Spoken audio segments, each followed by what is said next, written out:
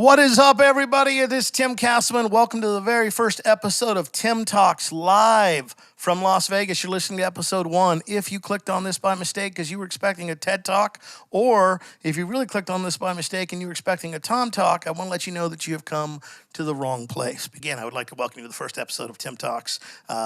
If you're here, most likely it's because you're a customer or a friend sent this to you and said, dude, you got to hear what this guy has to say. Good, bad, or indifferent, thanks for listening. Before I get into what Tim Talks is and what I hope it to be and the vision and the heartfelt entrepreneurial quest that I have, the calling that I've felt, I just kind of want to share to you where this came from.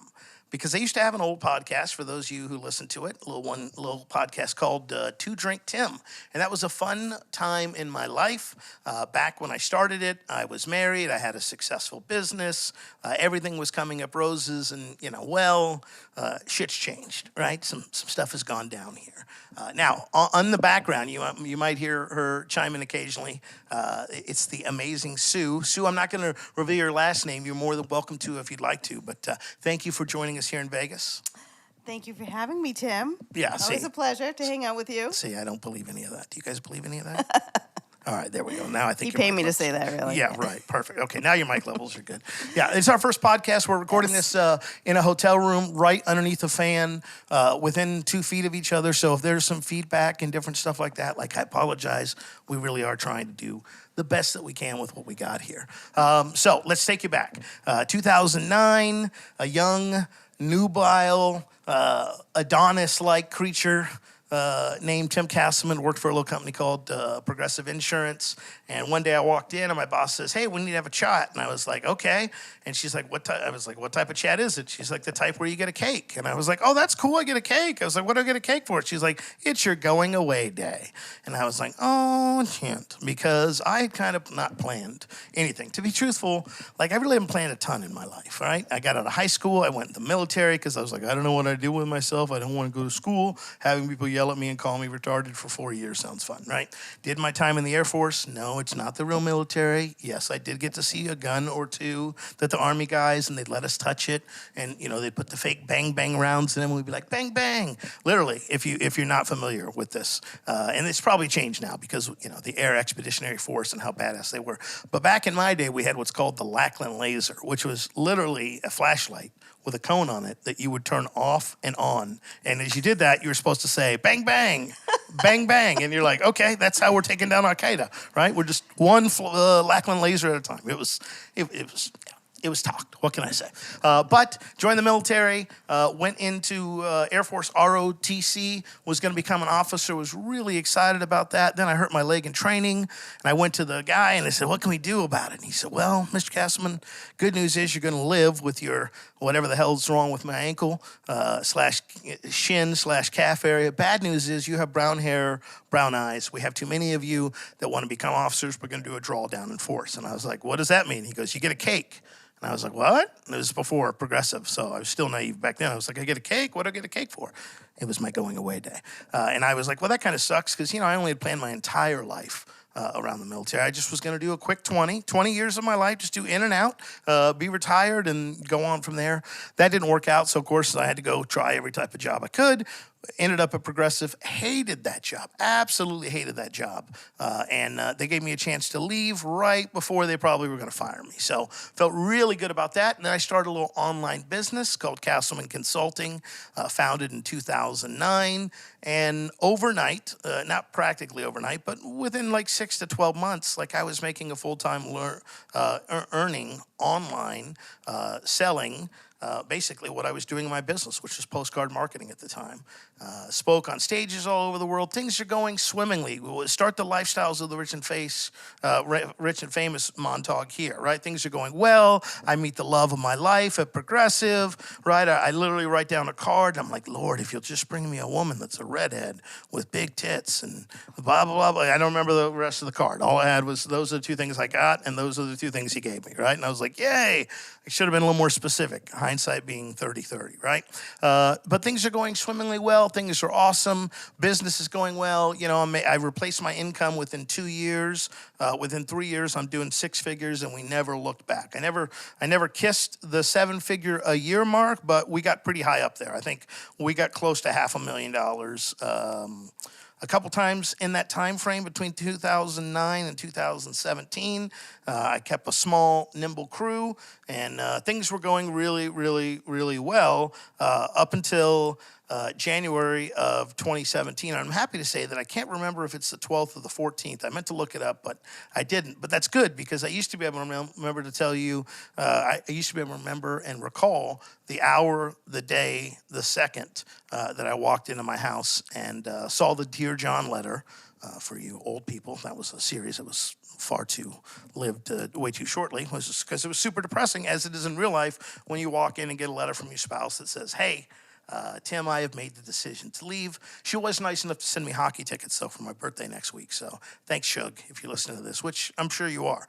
You and my ex-girlfriend, you guys are probably getting together, get a bottle of wine, light a candle. You're poking pins in a voodoo doll right now, right? So, it turns out that she was done with me. And I don't mean like, oh, I'm going to my sister's for the weekend. I mean, this chick surgically extracted herself from my life. If there were 40 sheets of toilet paper, she took 20 exactly. I mean, I woke up the next day and my private banker, because I was a big deal back then, called me and he's like, hey man, did you buy a boat? And I was like, nope. He's like, well, half your money's gone. And I was like, well, that's interesting.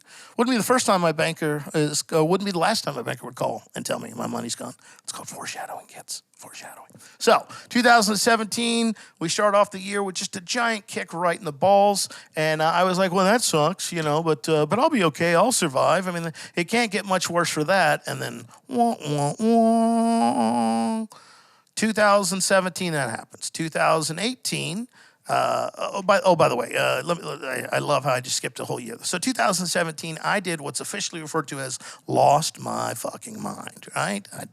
I've been married. I still have been married longer than I've been single in my entire adult life. I'm 42 years old. I've had 2 ex-wives. You do the math. So I went wild. I dated everything I could, tried to get that body count up like Amy Schumer referred to, try to get my my MVP numbers. I never, because, we're going back here and it's fine because it's story time with Uncle Tim. But back when I was in college, I was married. So dudes are like, man, we're going to this fucking keg party. I'm like, that sounds awesome. Like they're doing a blowjob competition. I'm like, dude, they're like, they need people to be the stand-ins to, so that they can perform fellatio on. I was like, that's amazing. And they're like, and they want a short, fat guy. And I was like, yes. And they're like, but he's got to not be married. And I was like, oh, okay, well. Right? So that never happened to me. So I was making up for that, right? I was pretending that I lived back in college and, it was just wild. I traveled a ton, went and saw Paris. That saved my life. Signed my divorce paperwork in Paris, something that the opposing attorney brought up multiple times in her closing hearing, because she apparently was not a fan of the fact that I was eat, praying, and loving my way in Paris while she was, making her $250 an hour. So we get divorced. That's pretty clear. When a woman leaves your house and takes everything, all not nailed down, that's hers or thinks is hers. I mean, she stole my dog, for God's sake. I had to threaten to sue her and call the police to get my dog back. Luckily, I did get him back. But that's the only thing that came back. She never returned. I mean, it was like, I'm out. Right? It was like, I'm done. I'm fed up. And you're like, oh, okay, is there any chance of fixing this? And it was like, this is basically trying to call the Titanic at the bottom of the ocean. You're like, hello? Paint me like one of your French girls. You're like, what do you mean, the dead girl that's floating in the water? I'm like, yeah, like that. That's pretty much what our relationship was. So, 2017, lose my mind. Travel, do all this crazy stuff, do some fun stuff, which we'll talk about later. 2018, I meet a very nice young lady. She checks all the boxes, all the new boxes, by the way. I got better this time. I was like, third time's the charm, fingers crossed, right? Wearing my lucky underwear, which is no underwear, right? Doing all those things, thinking I found this amazing woman, and I did. She is an amazing woman. She will always be the one in my brain that got away, but needed to get away. So we have a very fun, tumultuous relationship that's up and down drama. right? And as Facebook would say, it's complicated in the status when like a status update. It's like, are you married, single? Oh, it's complicated, right? Yeah. Yeah, those are always healthy relationships that have boundaries and respect and all those things. So we hang out for about a year. In that time frame, 2018, my entire staff quits on me. My business manager just one day texts me and says, hey, I'm quitting the company immediately. I was like, all right, well, I'm used to this. See ya. Don't ever hear from her again. I take that back. Don't hear from her for a while. And then her best friend basically stepped up, took the job just until we started getting busy again. And it was like, I'm out. This isn't for me. So they both exit the company, leaving me all by myself as a sad little boy, sad little Tim, because I definitely was. And then one day I wake up to a call from one of the major companies that we work with going like, hey, we're seeing some stuff online about you. It was just a minor little itsy bitsy teeny weeny Me Too movement against me by my ex-wife and my ex-employees. Now, I'm like, man, I don't know. When you have two women leave you, right? You have your whole staff exit on you. You got a relationship that's kind of high drama, and you start going, maybe, just maybe, it's me. So, we start doing therapy work. By the way, I don't want to say start, like I just began. I'd been doing therapy work up until 2017. Turns out I wasn't doing it as hard as I thought I was, because after my wife left me, I was like, oh, this is what real work on yourself is. So 2018, my entire staff jettisons from my life. I'm a sad little boy. Have the Me Too movement, which fails because it was run by my former employees. I mean, we couldn't launch anything. They couldn't launch this. I was like, okay, well, I get it, right? Yeah. Year one shit, as we used to call it. So it fails, thank God. Life goes on, having a great time with this lady. We're traveling all over the world. We're traveling all over the world. Went to London and Italy, calm down, right?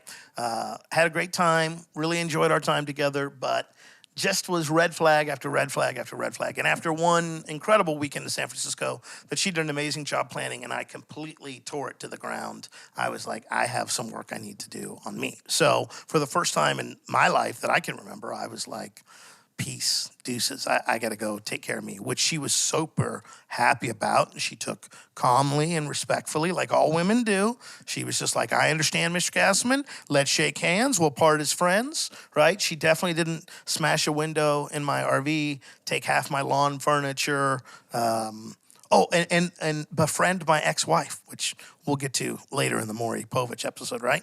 So that was 2019, and I was depressed. I was a sad little boy even more, because now I'd lost my girlfriend, I lost my wife, I'd lost my staff. All my bitches were leaving me. Bitches being a technical term. Please don't sue me. I mean, you can. There's nothing left, but, it's just a joke. Calm down. It's 2022. I know we're not allowed to joke like this, but here on this podcast, it's a safe space, right? No one's going to turn anybody in. So, so that happens. And then I'm like, well, this sucks. I'm like, well, okay, lost my wife, lost my business associates, lost my girlfriend. Like, all right, Lord, I'm good. I feel like I've learned the lessons. And he was like, well, this is what we like to call the top of the roller coaster, and you're about to go down, down, down. So 2020, I get ready to go on an international trip because I'm a successful businessman who travels internationally. And I was asked to speak, and they gave me a fee. So I was going to go speak internationally. I call the bank because it's a local bank, and I'm like, hey, Hillbilly Inc., Citibank, would you do me a favor? Would you just note that I'm going to be doing big things over in Spain, and I don't want you to, when I go to buy shots for the bar of 4 people, I don't want my debit card to be shut off because that would be absolutely terrible. And they're like, yeah, hey, no problem. By the way, while you're on the phone, I just want to let you know you have a $60,000 hold on your business account. Now listen, folks, I think we've been friends for 12 minutes now. I feel like I can tell you this, back in the day, 2 Drink Tim had a little problem, right? Not a problem. He just liked to drink. And did I buy a lap steel guitar one time while I was drunk? Yes. Did I have to take it back to Guitar Center and tell them that I drunk bought it? Yes. Were they surprised at all? No. Apparently it happens all the time. Did I buy an RV that was 4 cylinders and in another state, and I had to drive it back to Texas at 42 miles an hour with 3 tires? Also, yes. But what I have never done is bought a Lexus drunkenly and not remembering. And it turns out that my past was coming back to haunt me. Dun, dun, dun. Here's what happened. Back in 2015, when I was, printing money with the business, I thought, hey, everyone's doing e-com. I should do e-com. A friend of mine was like, I'm doing drop shipping. It's really easy. I was like, holy shit, drop shipping. It's really easy. And it was great. And we hired this company called the Offline Assistant Company, owned by Kevin O'Connor. And allegedly, and you'll have to go back to the old podcast to dig up all the details of the Two Drink Tim. I allege that Mr. O'Connor and his incompetent crew at the Offline Assistants double ordered my most popular product. Then when I tried to get it resolved and get him to pay, he stopped responding. We took it public. He didn't like that, and he sued me. And you're thinking, well, Tim, it's okay. He sued you in the United States of America. It's First Amendment. It's freedom of speech. You had an LLC. You had an attorney. There's nothing that could happen to you, and you would be dead ass wrong. Because not only did the incompetent and less than honorable Les Hatch, and you can quote me on that one, Les, maybe you'll have it in your reelection campaign for this year. I will. I'll have it in your reelection campaign for you. If you don't, I'll run the ads for you. Right? Hire me as your marketing team. He took the money before my trial date had even occurred. So he basically took all of my business money, 100%, every single dollar, with no mediation, no hearing, no anything. He took 100% of my business money. Well, that sucks, Tim, but it's business. That's why you have an LLC and all that. Yes, except for he also attached my personal property. So one day I wake up to a call from my property manager because I was a big deal, doing big things, moving like a mogul in Lubbock, Texas. And by that, I mean I had one rental house. And they were like, yeah, the sheriff's outside this rental house. They're kicking people out. You apparently no longer own it.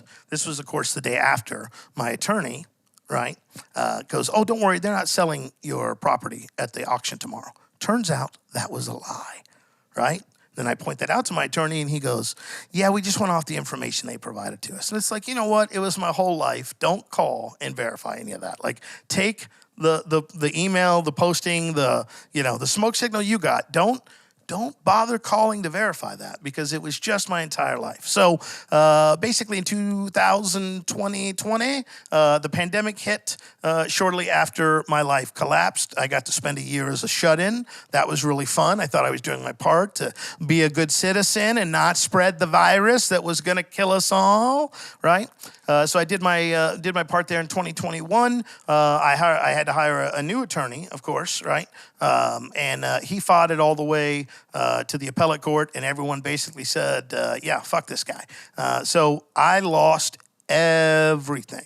And as I'm recording this, it's the beginning of 2022, new year, new me, and I'm going through, or about to begin, the bankruptcy process. So I'm bringing you in, not at the height, right? Not after you get the Grammy and the Lifetime Achievement Award and all that stuff. I'm literally bringing you in at the worst part of my life. I could not go to bed last night until 5 o'clock in the morning because I kept thinking, like, what happens if everything I own just goes away, right? I mean, I started 2020 successful, debt-free, cash-based business, meaning that, we paid all our bills. We had money in the bank. I mean, nothing, a paid-off house. It was a ghetto house, but it was paid off in a duplex from that I, leveraged because one of those real estate seminars. And I ended 2020 with all of that gone. And now I sit here in 2022 going like, all right, well, we're on the Titanic. It's taking on large waters. We've hit every iceberg in the fucking Atlantic. Like, how many more hits can this thing take? And that's why I decided to restart the podcast under a new name, a new business, a new entity. And of course, I have to say this because people like J. Paul Manning were either not hugged enough as a child or hugged too much. That's for you to decide doing your own research.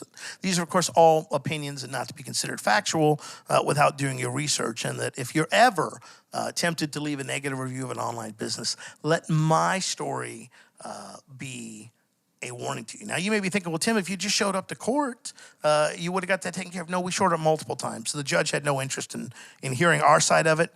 Literally, did not want to hear my side of the case because, of course, the time expired while I was trying to find a new attorney. Because as you would imagine, going to an attorney and go, hey, yeah, there's been a final judgment ruled on this case, and I'd like you to come in and fix all the mistakes from the previous two incompetent fucks that were my lawyers. And that's a hard task to do, as my lawyer repeatedly reminds you. By the way, if you ever want to just talk to someone that has brass balls, talk to a lawyer that goes to a client and goes, doesn't call them, by the way, can't be bothered to call you, sends you an email that goes, oh yeah, hey, we lost, sucks to be you, and then hits you with now, let's talk about the immediate payment of these bills. And it's like, with what money? Well, did you not understand what would happen when all of my money went away?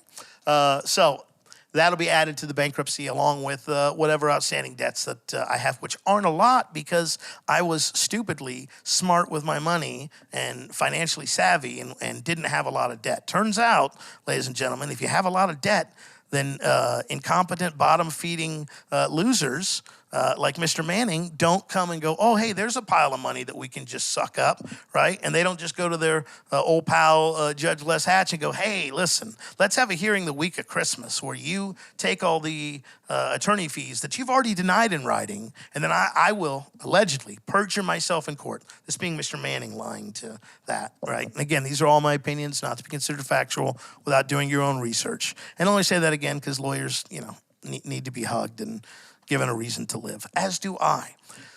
So, all that to say, welcome to the shit show. That's the speed-induced wrap-up of what has brought us to this point. And from here on forward, we're going to be focused on going forward, not reliving in the past, being center-focused, heart-driven, and really trying to rebuild this thing and see what happens when you have nothing to lose anymore, and when you're kind of forced to get off your ass and do some work because this perfect life that you had set up before just slowly started peeling away. It's like, okay, well, thought I wanted to be married, I still want to be married. She obviously didn't, Thought I found a great girlfriend. Turns out red flags are still red flags, even when they're hot, Thought I had a good crew. Thought, I thought every box they tell you to check, I checked them. And they're like, yeah, no, and you still fucking get snake eyes, which, if you're getting kicked in the teeth right now, like, I'm not going to be like, I understand your situation, but I do understand what it's like when you're just like, I'm not a real religious, I'm sure you can tell, not a real religious or spiritual person, right? But they're like, well, God doesn't give you more than you can handle. And it's like, well, I want a direct line to that motherfucker to be like, uncle.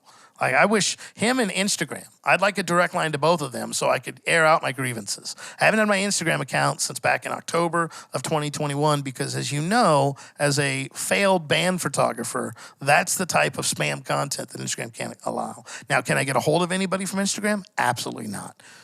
I think I would have better luck hijacking a government official and getting a seat in front of them than I do finding a customer service, like a retired, failed, burnt out customer service rep from Instagram. Let us digress. So here's where we are. It's 2022. It's the start of it, right? Maybe 2021 kicked you in the nuts. If you're a lady, labia parts, right? Maybe, whether it's your fault, whether it's not, we can't do shit about it. All we can do is go forward. And that's what Tim Talks is going to be all about. My life, adventures, journeys, what I'm up to, how we're rebuilding this thing, how I'm finding a work-life balance where I get to enjoy the things that I like and bring meaning to me. And then I also, have to work to put money on the table because Papa needs a new pair of shoes and dating is expensive. You think having a wife is expensive. Have an ex-wife and then try to date on top of that. Thank God I don't got kids. If I had an ex-wife, alimony, and then I tried to date, I'd be like, baby, I got a 2-for-1 coupon at Wiener Schnitzel. You want to go in for some chili cheese dogs? She'd be like, no. I'd be like, all right, well, next. Thank you. So in future episodes, you will hear more ramblings like this. If I tell you, if adult content bothers you, go somewhere else. If swearing bothers you, go somewhere else. Inappropriate humor, go somewhere else. If you're looking for a dude that's going to have 5,000 people under him and managing the next Walmart, go somewhere else. If you're looking for someone that's a hustle and grind bro, and go somewhere else. If you're looking for a spiritual guide or mentor, go somewhere else. We better go to the crypto talk that we love. Yes. If you want any NFT or crypto talk, definitely fucking go somewhere else. If you want to learn how to be successful in spite of all of your flaws, cause like I have been, because I would definitely look at the last 5 years and go, streaming success, Tim, ex-wife, ex-girlfriend, ex-employees, all this drama. Yeah, things are going real well for you. But if you want to learn how I not only survive that, but plan on thriving going forward, this is definitely the podcast for you. Will we talk about some mindset stuff? Of course we will. Will we talk about relationship stuff? Yes, because my kryptonite next to running a business is getting the opposite sex to talk to me without $100 bills in my hand, right? Will I, despite my best attempts, have Uncle or story time with Uncle Tim and go back and when I was a kid? Absolutely. Will I have guests? Not only the amazing Sue, who said nothing on this podcast, but will say some on future podcasts because I kind of went on a thing. Yes, we'll do all of that for you. All you got to do is like, rate, and subscribe so that little Instagram nerd that I'm yelling at right now can be like, oh my God, this guy is somebody. We should give him back his account of banned photos of hot, sweaty men's in shitty nightclubs. We should totally allow him to continue doing that. That's the only reason I'm doing this, is for Instagram clout and fake internet points, and I need them all because just like Gary Vee, your comments are my oxygen. I almost said your cock is my oxygen. I was like, well, I've seen enough videos that that's not true. Far, Tim. No, I'm just saying, I've seen enough videos. That's not true at all. Like, if it's there, there's no breathing. Like the video, I'm like, oh my God. Anyway, I will see you on the next one of these. I promise each and every time that we'll try to do better next time. Again, we're shooting this in a hotel room in Las Vegas. It's not the home studio setup. People are like, where's the video component? I'm short. I'm fat. I'm 5'6", 5'7" on a good day, 250 pounds. My face looks like I'm doing meth, which I don't do, right? There's nothing you want to see about it. The voice is the best part of me. When you add the visual representation to the audio representation, it's like imagining what Morgan Freeman sounds like in that hot, sexy voice. I was not even going to try and do that. And then Jar Jar Binks shows up. I don't know, some fat dude. The fat guy from Austin Powers, which some of you youngins won't remember. Imagine the fattest person you know, non-family member, of course. That's what I'm talking about. So I will try to get some more of this COPD slash THC breath worked out so that I'm not breathing all heavy into the microphone like I'm paying $3 a minute. And I guess we'll see you on the next one.